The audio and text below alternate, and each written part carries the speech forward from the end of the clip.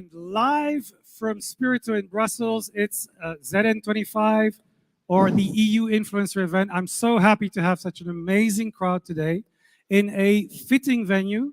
We're very happy to have this celebration of ZN's 25th birthday in Spirito, because ZN, as I hope you know, stands for Zeitgeistnet. Zeitgeist is the spirit of the times. So this is the right place to have it. And it's a really exciting time to have this conversation. We have some amazing panelists today, and we're going to have a discussion, not just in the room, but of course online. Because what we're always interested in is how to bring a conversation between the online and the offline world. And this is a very exciting time for people interested in social media, and a lot of you are, because of course, we don't know what Musk is doing to the platform, formerly known as Twitter. His biography drops today, by the way, for those of you who are interested in his demon mode. And secondly, we have, of course, the EU election coming up, and we have some pretty amazing trends with AI and other things reshaping the way we engage. And we're going to talk about these things with a fantastic panel of people ranging from the Commission, journalism, NGO, activism, and industry. So it's going to be a short but engaging conversation, and then we're going to go to the ranking telling you who made it to the top influencers, the top 100. But first, I'd like to introduce my colleague, Irem. Irem is an account director at ZN. Thank you very much. And she will be hyper-moderating. So, Irem, what is hyper-moderation? Thank you, Phil. Hello to everybody. Before I introduce myself, welcome to Spirito, for those of you that are sitting in front of me, and welcome to all the people that are watching us on the live stream. I'll be the hyper-moderator for today. What it means is that I'm going to be monitoring the conversation online on the social media channels to bring the questions, the views, the comments that you guys post on these channels to our panel so we can discuss it further. To do that, please go to your preferred social media channel, tweet questions, send us your comments using hashtag EUInfluencer or hashtag ZN25, and I'll be monitoring the conversation.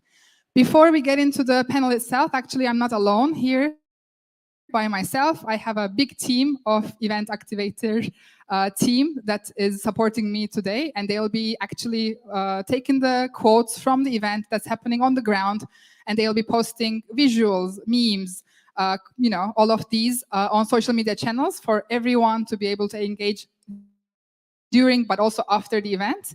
So let's say hi to our team quickly. Hey everybody, we are the online activation team, and we are ready to monitor the conversation online. So keep sharing your thoughts on social media using the EU Influencer ZN25 hashtag.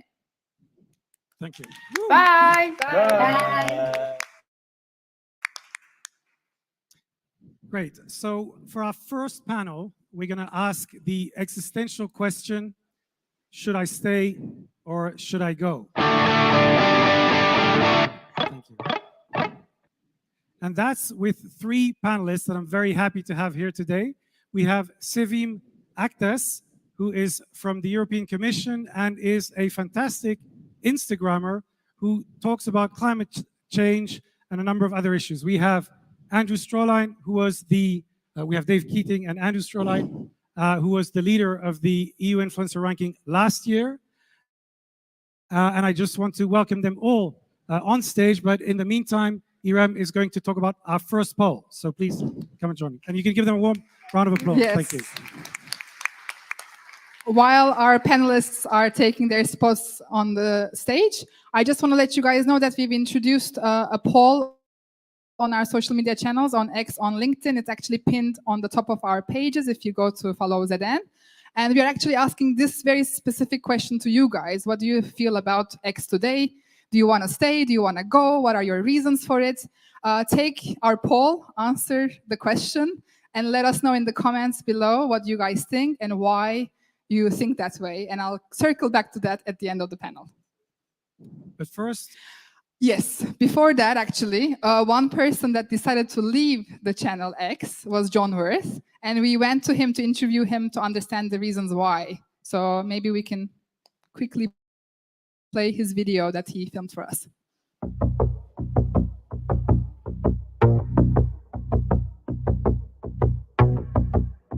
So basically, it's about Elon Musk.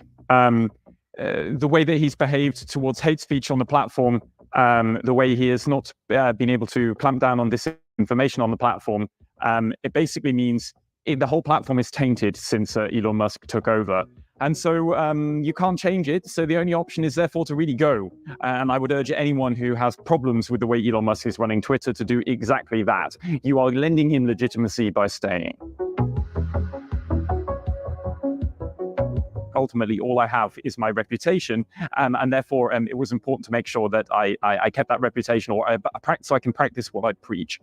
The difficulty is the types of people I can reach on the alternatives are different than the types of people I could reach on Twitter before.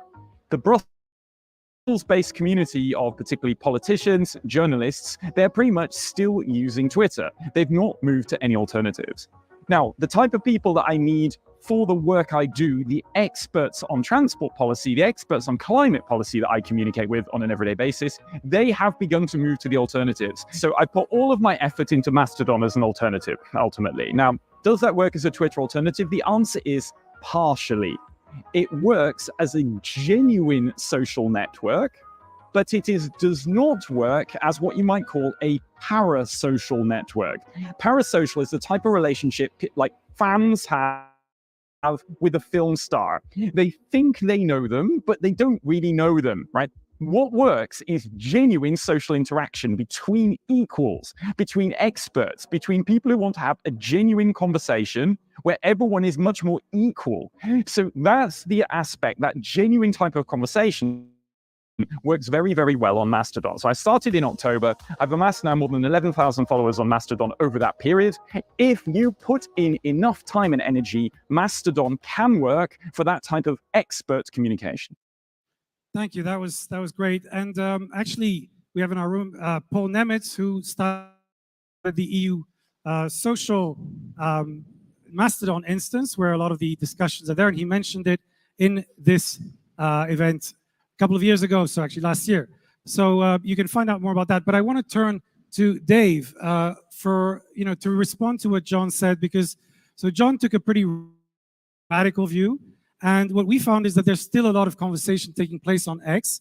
But Dave actually also talked about taking a step back from X and going to Substack. So can you tell us a bit about why you made that decision? Are you really doing? Because I still see you quite engaged on X. Yeah, I think John is perhaps. Is it on? Yeah. Yeah. So John probably did this in a bolder way than I have. I kind of, as you say, took a step back. Maybe it's conscious uncoupling, that thing that Gwyneth Paltrow did with Chris Martin. I'm looking to spend less time on Twitter. But I think the main thing is I don't want Twitter to get my main ideas. So the idea behind it was no more threads. If I have something, a big point I want to make, that's for Substack. I don't want Twitter, I don't want to give that content over to Twitter any longer. The problem, as John was mentioning, is that everyone's still on Twitter. I refuse to call it X. I'm still calling it Twitter. And if you want that audience, particularly as a journalist, so if I want to share the content that I've created on articles, if I put it, there's the kind of short thing on Substack where you can share things, but it's just not a big audience yet. So I think the way I've stepped back is sharing content from other places, maybe a quick comment on something that I've read, but really any kind of longer form content or really kind of original content should be somewhere else. I'm not giving that to Twitter anymore. Okay, now I want to turn to Sevim. Sevim, you've done really interesting work on Instagram, and you're engaging, I think, with a pretty big audience.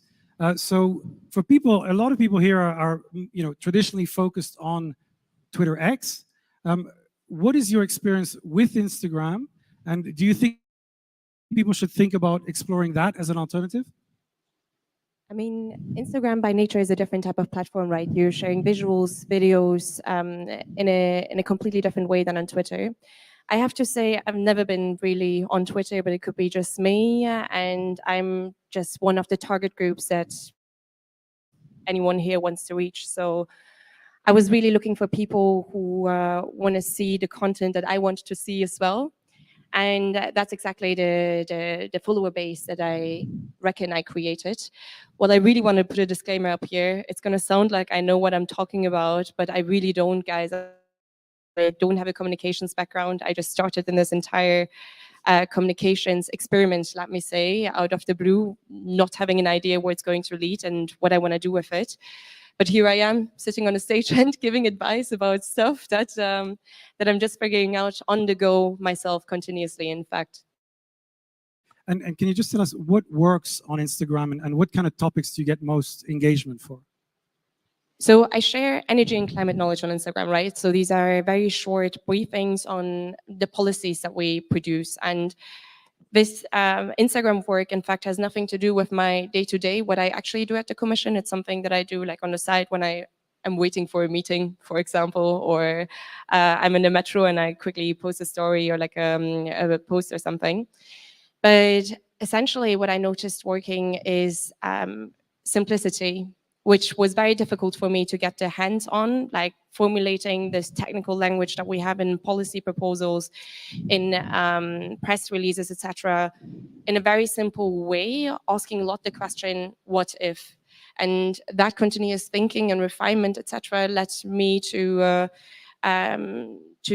create content about policies that actually reaches people where they understand it and come back to it. I just want to mention that my follower base is mainly young people, so I'm talking about a target group of between 15 and 40, let me say, or 35. So it's really, well, more on the 20-year side, having a peak, so really young professionals.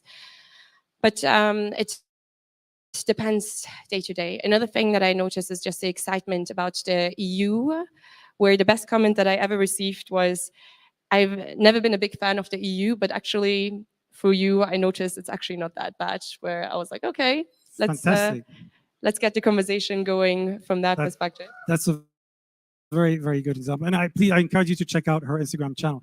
I just want to finish briefly with you, Andrew. You've been exploring Mastodon and you told us that you're getting more engagement with a lower follower base. Can you tell us a bit more about that? Yeah, I mean, I agree with John. And if I were in John's shoes, I would do what John is doing. To reach that kind of very pointed, small, micro policy audience on a particular issue, in his case, transport, then obviously, yeah, I mean, I've seen those communities form over the last year. I'm, looking into some of those discussions and debates, but it's not necessarily what I have to do.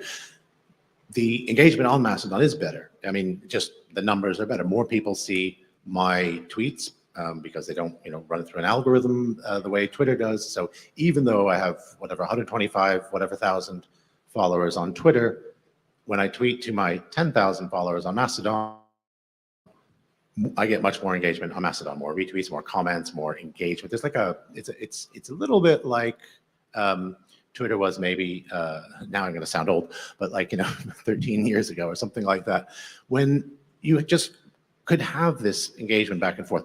But Mastodon, I haven't seen that sort of, I've seen policymakers, but not decision makers, let's put it that way. And still few journalists are there, where I think the journalists are still on Twitter or moving. I'm seeing more and more moving to Blue Sky. Great. Okay, Irem, a quick check-in for the poll to see what's happened there. Actually, the results are quite interesting because we ran the poll, as I was saying, on X and on LinkedIn. On X, our audience says, well, almost 60% of our audience says that they will be staying on the platform, while on LinkedIn, it's really between I'm staying and not sure, with not sure actually leading the debate. So I think the audience that's already on X wants to stay on X, but those that were not really fond of X maybe are planning to leave forever. Interesting. Okay, thank you so much. Just give a big round of applause to our panelists. And now I want to move to the next topic. And that topic is critical, of course. It is the EU election.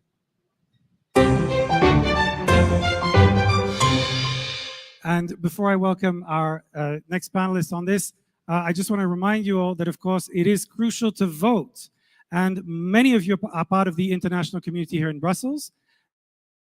And we encourage you to sign up at your local election. You can vote in the communal election. And in fact, there was an initiative called One Brew, One Vote to get the international community to vote.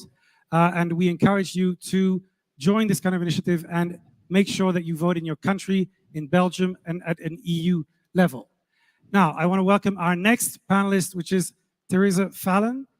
Teresa is the director of CREAS, and she is an influencer who talks on the topic of Ukraine, China, Asia, and she's been really, really active on a number of topics, and she supported some initiatives in Ukraine.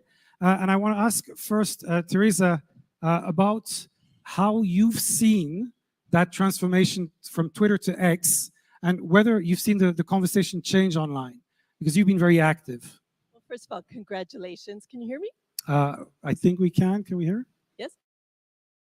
Congratulations on 25 years. It's so strange to be in the former House of God, and the zeitgeist is now the House of Influence. So I'm really honored to be here. Thank you. I work on China and Russia, so you can imagine how many bots follow my account or attack me. I've had every insult thrown at me. And I think sometimes maybe younger people would just give up and say enough is enough, but I'm tenacious and I hang in there.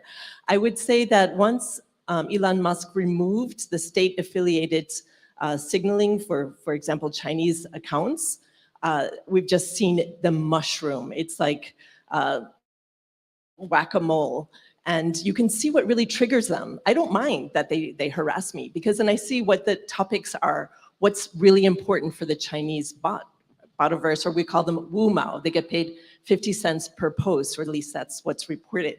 So I can see what really triggers them. And the most recent trigger for them was Xi Jinping's changing hair color. So this shows you the level, of you cannot say anything bad about his hair. He's almost 70 years old. I mean, I think everyone's familiar with the usual, like Hu Jintao, like what his color of hair was until fairly recently. So I think that this has become almost like a toxic environment, but then I'm like, get some perspective. I mean, who's reading all those comments? I don't think many people have time to read all that. So I still use it as a source of information, and many journalists reach out to me because I'm on Twitter. So I find it very, very useful. So what about you, Andrew? In terms of the big issues and concerns you have with the upcoming election, and whether you've seen some of the changes going in the wrong direction? Well, yeah. No, I think it's... Hello? Go ahead, go ahead. It should Are we all right? There Yeah. we are. Sorry.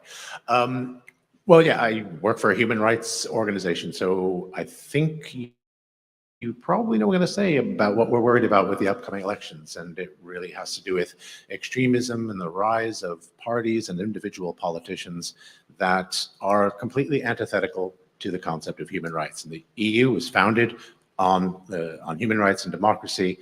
I would say many people in this city, unfortunately, and in the member state capitals have unfortunately moved away from that and kind of opened the space for others to who have these dangerous views that are against our principles.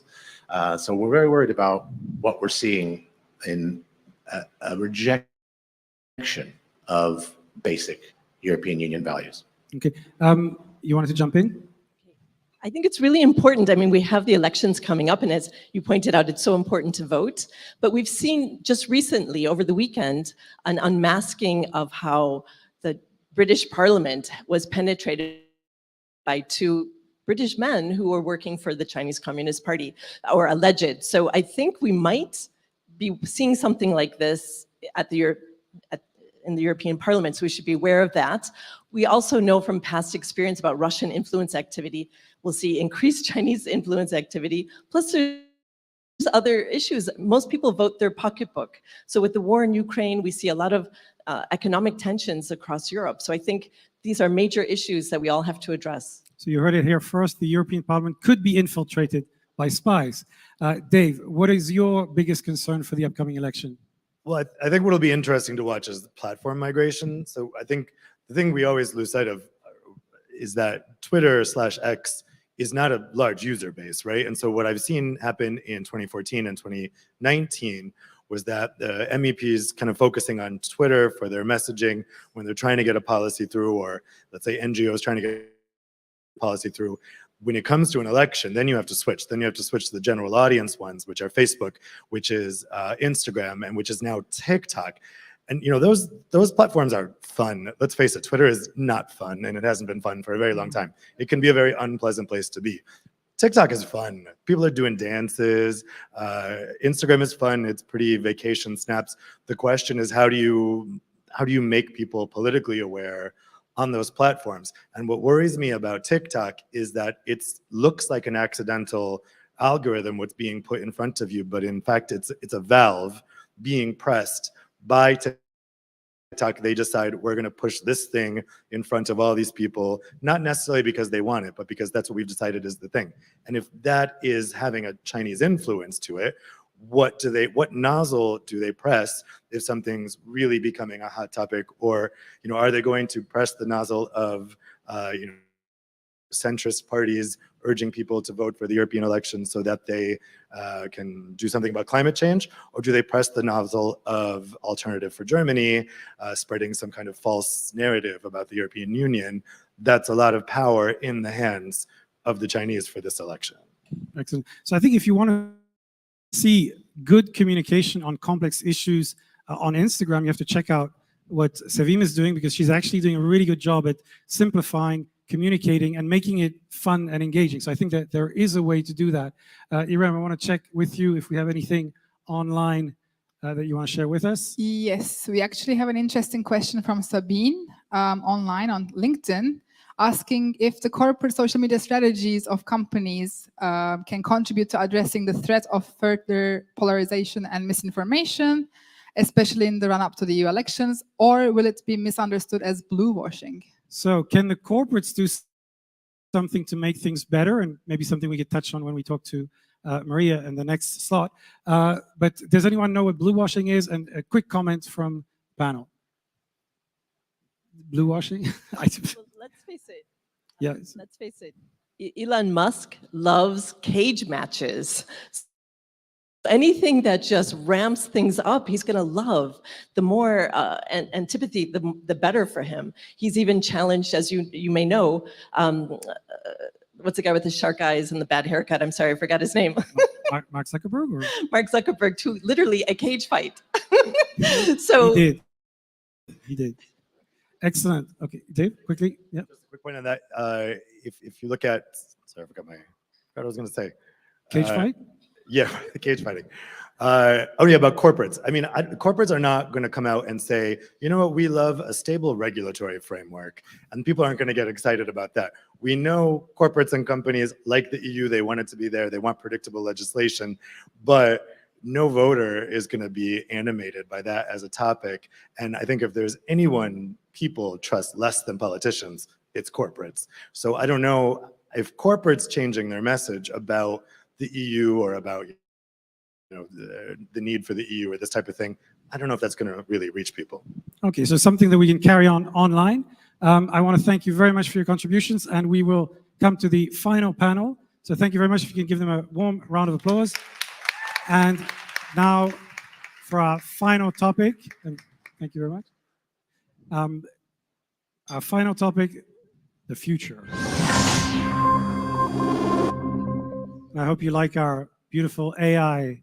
And now we have Maria Linkova-Nice, who is the communication director for CEFIC and has been very active on LinkedIn and is actually also engaging on the topic of AI. So we want to talk about this.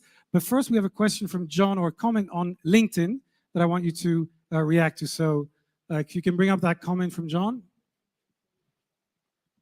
What about the alternatives? LinkedIn, I still find really, really complicated because LinkedIn is mostly about the person, not about the topic. Now, to me, the topic is the most important point, and I can't really find the transport policy discussion properly on LinkedIn. It's all across the profiles of many individual people.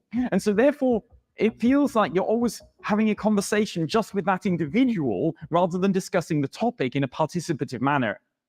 So, Maria, tell us, how would you help John find his way around LinkedIn? He's actually kind of started recently focusing. You're doing a lot of communication there. So tell us a bit about what you would tell him.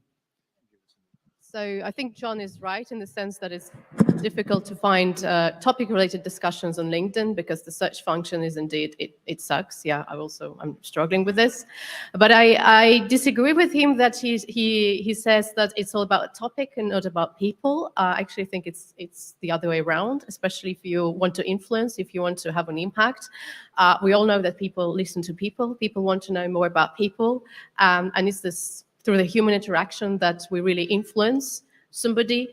And yeah, so that's why I think LinkedIn is really great at doing that. If you have something interesting to say, you can go a long way. And this is also obviously a fast track to influence, because I mean, we're here influencers, we're all lobbyists, we work in public affairs.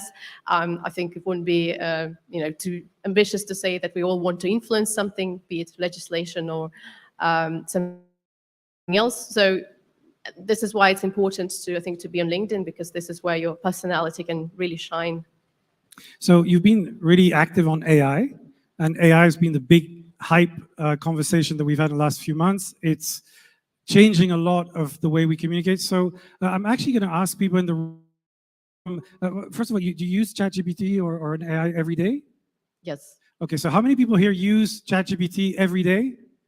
Okay, how many people once a week? Never?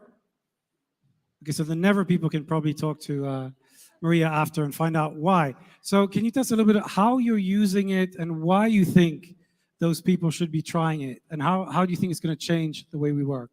Well, I feel like I'm going to preach to the converted, right? Well, because you I have think a few most of the people- people are... right, so maybe a short disclaimer at the beginning. I'm not a machine learning expert. You've just heard I'm a communications director in the European Chemical Industry Council. And so that means that I approach AI as a naive user, like everybody here in the room. So I'm just exploring how it could help us do our job, communicate more impactfully, do things faster, in a more creative way, more efficiently. And this is where I think that the most gains of AI lie. And then when it comes to artificial intelligence and public affairs, it's a little bit like sex in high school. Everybody's talking about it, but only few are doing this. So it seems. And the fact that I'm just here alone in this panel. We have AI people, but... So I hope by next year we'll have a big panel on AI here. Absolutely. But maybe for those of you who really want to kind of get started with AI properly and not just playing around and writing poems in the tone of voice of Elon Musk or Donald Trump. So there are three things that I found really useful. So first, I think, keep calm. AI is not going to replace you. It's not going to steal any jobs, at least I think not in the foreseeable future. We're not there yet, so relax.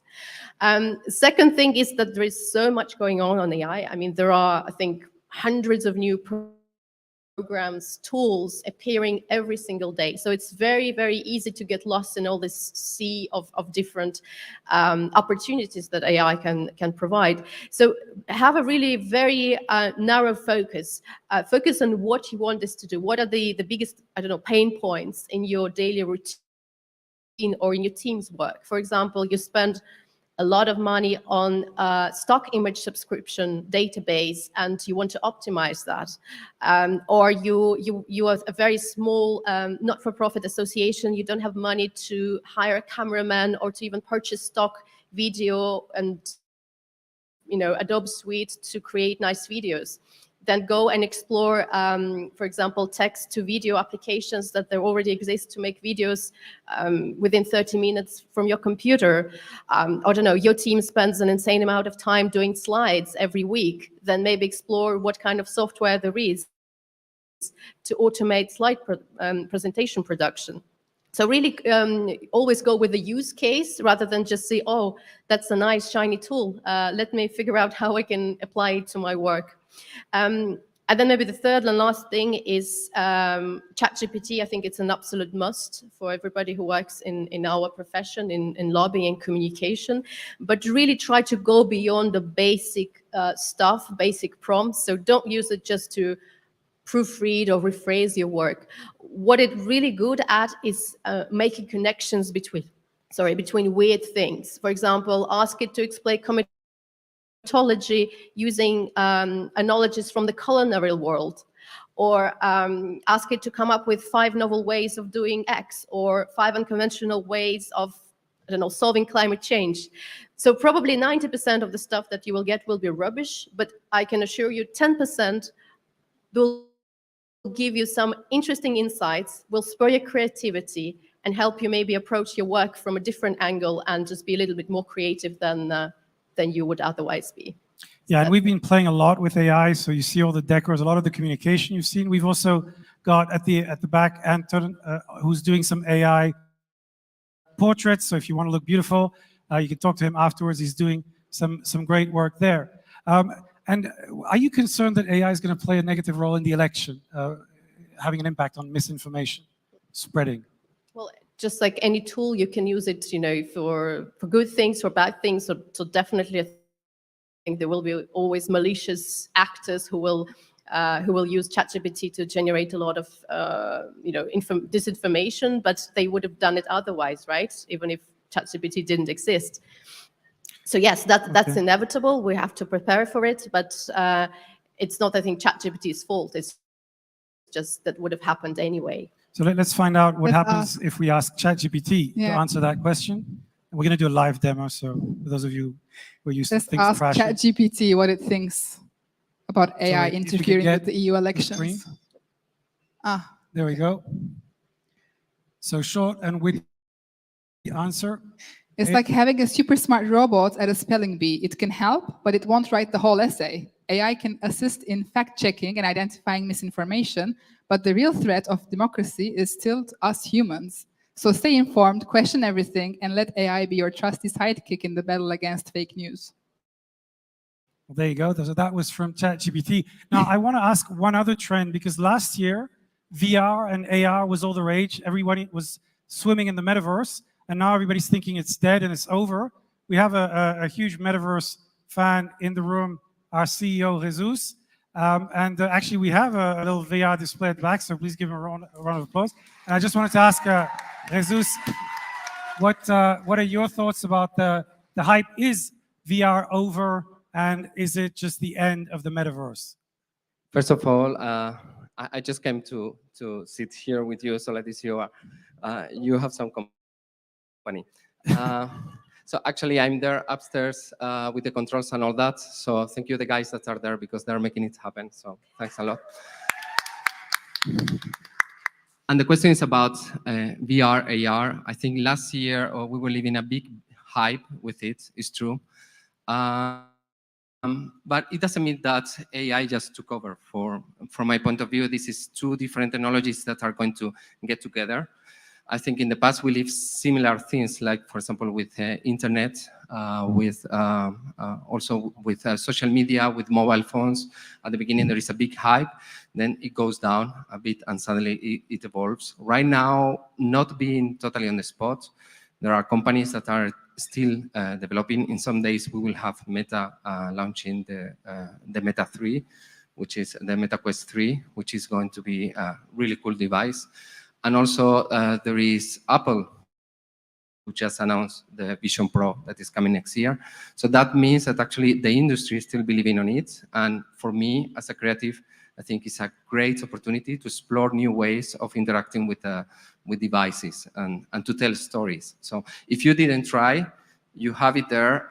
So please try, because it's very difficult to tell what it is until you really try. So you have it there. Yeah. So thank you very much for your comments. Thank you, Maria.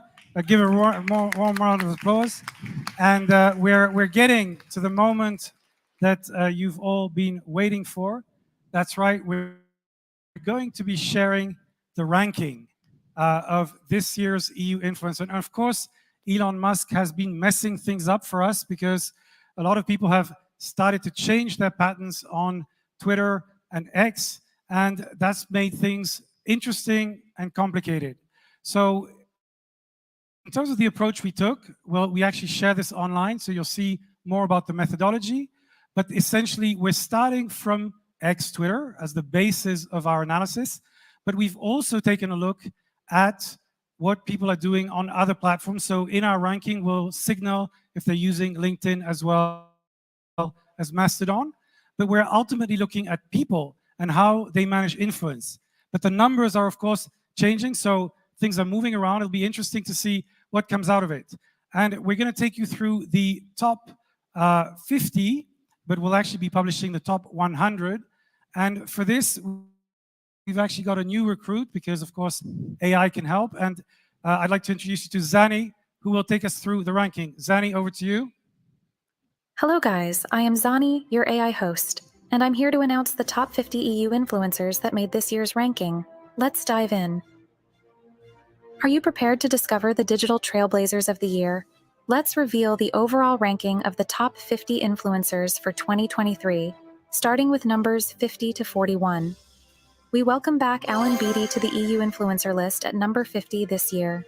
Alan writes for the Financial Times covering topics such as international trade and economics. James Crisp is 49.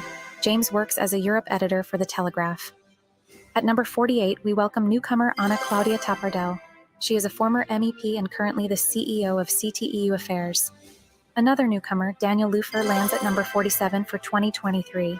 Daniel is a senior policy analyst at digital rights organization Access Now and the creator of amyths.org. At number 46 and claiming 6th place in the transport category, we welcome back Frank de Busseret to the top 50. He is a weatherman and European Climate Pact ambassador who tweets in Dutch. At number 45 and securing 8th place in the sustainability and environment category, please welcome back Janez Potočnik. Janez is the co-chair of the UN International Resource Panel and recipient of the UN Champions of the Earth Award. We have another newcomer, Evan O'Connell, at number 44, who is in 4th place in the healthcare category. Evan works as media and press advisor to Bérengère Couillard, France's Minister for Equality. Number 43 and earning 4th place in the space category is Andreea Stracinescu, an experienced diplomat and EU policy expert. Andrea is the head of unit of the Directorate General for Maritime Affairs and Fisheries. At 42 and claiming 6th place in the space category, we have another fresh face, Felix Leinemann. Felix is making waves as the head of the blue economy sectors, aquaculture and maritime spatial planning unit at the European Commission, with his insights into maritime policy. Making a big leap from last year, David Hennig has climbed up to number 41 this year and is number 4 in the economy and trade category. As director of the UK Trade Policy Project at the European Centre for International Political Economy, David is also known for his analysis of trade relations. Beyond our distinguished roster of the top 50 EU influencers, we want to highlight a select group who stand out as experts in their respective categories. These leaders are not only leaving an indelible mark on the EU landscape, but are also instrumental in shaping perspectives, sparking innovation, and spearheading initiatives within their specialized domains. From the very beginning, Katie Owens has been a standout in the healthcare category among our top EU influencers. She's consistently made significant contributions in healthcare communication. That's why Katie is our back-to-back healthcare EU influencer. Congratulations on your hard work and dedication. Once again, Gerardo Fortuna claims the title of our foremost agriculture influencer. If cultivating a green thumb isn't your forte, following his lead is your best bet. Kai Embren is a force to be reckoned with, as he bags not one but 3 categories: energy, food, and drink, and sustainability and climate. Congratulations to Kai on this incredible achievement. Without further ado, let's reveal the rankings for 40th to 31st place. At number 40 and number 4 in the transport category, we welcome Alexander von Witzleben to the top 50. Alexander is a retired EU official with 18 years of veteran experience and is known for his expertise in business and policy. At 39 and landing in 4th place in the technology category, Paris-based EU influencer Laura Kayali graces our list. Laura is a tech correspondent for Politico Europe and has a keen eye on tech developments in the EU. We welcome back Olivier Hodeman at number 38 and securing 3rd place in the healthcare category. Olivier is a constant watchdog for Corporate Europe Observatory, At 37, Christina van Bergen makes a comeback with her multifaceted EU expertise. She is a professor at EUI Florence, a senior EU Commission expert, and a former Romanian diplomat. Notably, she ranks third in the food and drink, tech, and AI categories. Newcomer Shada Islam comes in at 36 and clinching the 9th spot in the human rights category, a powerful voice in foreign policy and global affairs. Another newcomer, Shona Murray, ranks at number 35 and number 5 in the travel and tourism category.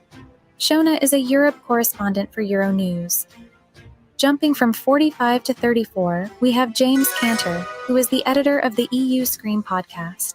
He's previously worked for Dow Jones, The New Yorker, Wall Street Journal, and many other places. Jeremy Cliff holds the number 33 spot, reflecting his insights into European politics.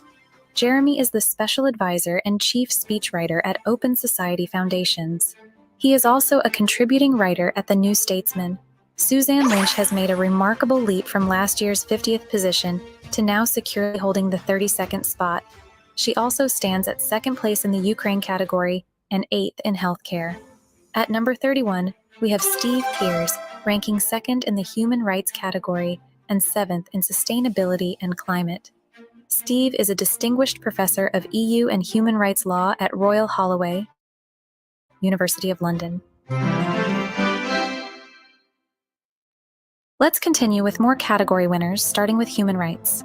European Media and Editorial Director for Human Rights Watch, Andrew Strolling, is once again our top human rights influencer. His relentless pursuit of justice and dedication to raising awareness of this critical topic has kept him at the pinnacle of this category. Well done, Andrew. Once again, John Worth claims the title of our foremost transport influencer, a testament to his outstanding efforts in advancing the cross-border rail project. His dedication to creating seamless and efficient transport solutions is truly commendable. Congratulations, John. Freelance science communicator Pierre Henriquet, known as Astro Pierre on X, is our #1 space influencer. His passion for space exploration and commitment to sharing that wonder with the world is truly inspiring. Bravo, Astro Pierre. We're edging closer to the top spot. Now, let's meet the influencers from 30 to 21. At number 30, Michael Liebrich secures the 9th spot in the energy category. He's a renowned speaker, analyst, writer, advisor, and the host of the influential Cleaning Up podcast, driving discussions on sustainable energy. Advancing 6 positions to 29, we have Alphonse Lopez Tena, a jurist at the Catalan Parliament and a former member of the Spanish Judiciary Council. Alphonse is a prolific writer for esteemed publications like Business Insider, CTXT, Fair Observer, among others. Notably, he also holds the 6th spot in the technology category. Jennifer Baker, a regular face among our EU influencer rankings, also known as Brussels Geek, is number 28. She is European journalist specialized in policy and legislation around the tech industry. Gillian Deutsch rises up the rankings at 27. Gillian is a European technology reporter for Bloomberg News. Outside of EU tech, she is a cat mom and loves coffee. Science communicator Pierre Henriquet, also known as Astro Pierre, comes in at number 26 and is also our top EU influencer in the space category. Pierre has a background in astronomy and a PhD in nuclear physics. Claiming the 25th position, Heitor Hernandez Morales holds 10th place in the healthcare category. Additionally, Heitor is a prominent Politico Europe reporter and the author of the Living Cities Global Policy Lab. Tony Connolly from RTE holds the 24th spot with his analysis of Brexit and EU affairs. Tony is the co-presenter of the Brexit Republic podcast. Jumping from 42 to 23, Camille Perrin of Vogue is a leading voice for consumer rights, particularly in the food and drink category, where she holds the 2nd spot. Securing 22nd place, Lily Bayer is also a prominent figure in the travel and tourism category, ranking 6th. Lily is a senior reporter for Politico Europe. Claiming the 21st position, Pablo Perez is a standout figure, holding an impressive 5th place in the artificial intelligence category. Pablo is a communications specialist at the EU Intellectual Property Office.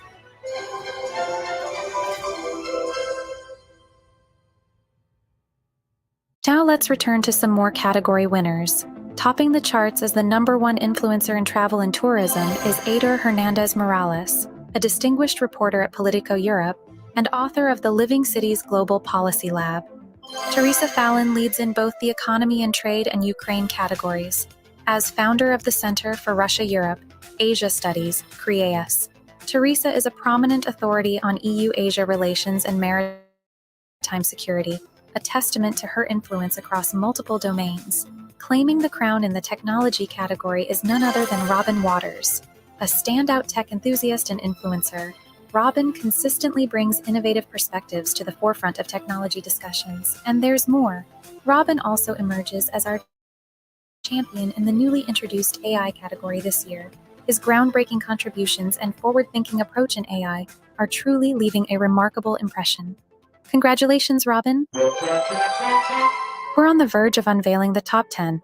Stay tuned for the impressive influencers ranked 20 to 11. Ben C. secures the 20th spot this year. With a deep passion for the environment, he frequently shares vital insights on climate change through his posts. Additionally, Ben holds a noteworthy position, ranking 4th in sustainability and climate and 2nd in agriculture. Alice Stallmeyer ascends to the 19th position and claims a formidable 4th place in the Ukraine category.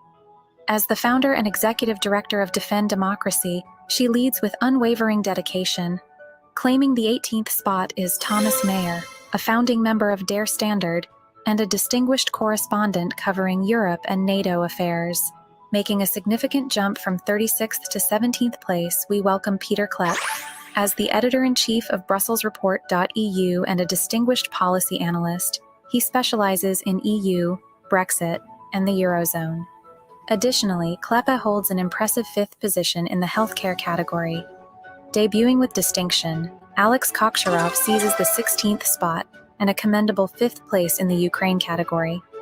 Operating from London, Alex is a devoted country risk analyst specializing in geopolitical matters concerning Russia, Ukraine, Belarus, and Eurasia. Stuart Lau moves up to number 15. Stuart is Politico Europe's Europe-China correspondent. Gerardo Fortuna stands at the impressive 14th spot. He holds the coveted top position in agriculture and an admirable 5th place in food and drink. Gerardo is the agri-food and health editor at Euractiv. Aliyah Papagiorgio comes in at number 13. This Melbourne native found her way in Brussels as a communications media specialist who likes to talk about biodiversity, sustainability, and digital diplomacy, as well as running a writing contest. Lotte Leicht, holding the 12th spot, ranks 2nd in sustainability and climate and 3rd in human rights. She serves as advocacy director at Climate Rights International and chairs the board at the European Center for Constitutional and Human Rights, actively litigating international crimes. She is fluent in English, Swedish, French, German, and Danish. Frederick Simon surges 11 spots to 11th place. As a news editor at Euractiv, he specializes in energy and environmental matters and holds an impressive 4th place in energy. Before we unveil the top 10, let's shine a spotlight on the leading 3 EU influencers on Instagram and TikTok. In the realm of Instagram, taking the bronze is Chloe Nikolajczak, a passionate climate justice activist and host of the Burning Case podcast. Securing 2nd place is Sevim Aktaş, a dedicated European Commission policy officer. A resounding congratulations to Carlota Bruna, EU Climate Pact Ambassador, for clinching the top spot as our Instagram EU influencer. Presenting the top 3 TikTok influencers. In 3rd place, we have Zahra Biabani, acclaimed author of Climate Optimism. Securing 2nd place is Diarmuid Burke, a distinguished EU journalist based in London. A hearty congratulations to Spanish journalist Enrique Anarte for claiming the top spot. Now back to you, Iram and Phil. We're almost there. We're going to unveil the top 10. And for this, I will start now.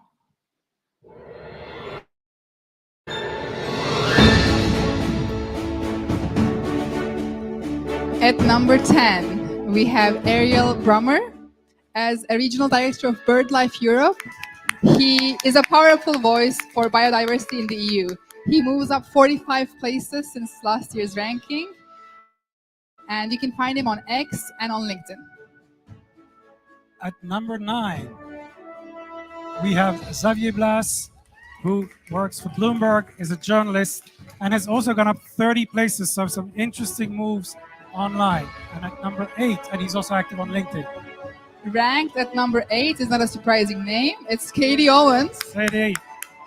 This year, she continues to drive conversation on health policy as well as food and drink. She is posting on X, Mastodon, and LinkedIn. And at number 6, we have another Spanish journalist. 7. We have Pablo Suanzes, works for El Mundo. At number 6, we have Andrew Stroline. Last year's top influencer, this event's esteemed speaker. He continues his human rights advocacy. He is number 1 influencer for human rights, as we've just seen. And he's very active on Mastodon. And at number 5, we have Teresa Fallon moving up 12 places. So continuing her conversation, and as you can see, things are moving around. And at number 4, Eddie Wax makes it to number 4, moving up 9 places since last year's ranking. He's a Politico Europe reporter focusing on European Parliament news, and you can follow him on X and LinkedIn.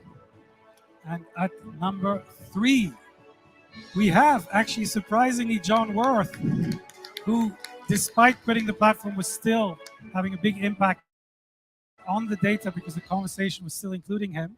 And of course, he's very active on Mastodon and trying to figure out LinkedIn. So well done, John. And I think he's watching us today. So hopefully he'll be posting about it. Our runner-up this year is Liberation's European correspondent, Jean Quatremer. He has an engaged audience both on LinkedIn and on X. And he makes it to number 2. Yeah, and he was a previous leader of the ranking. And finally, at number 1.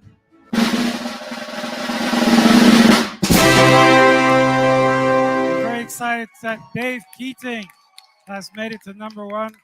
So Dave, please come on stage so we can at least take a picture. Thank you so much. Congratulations.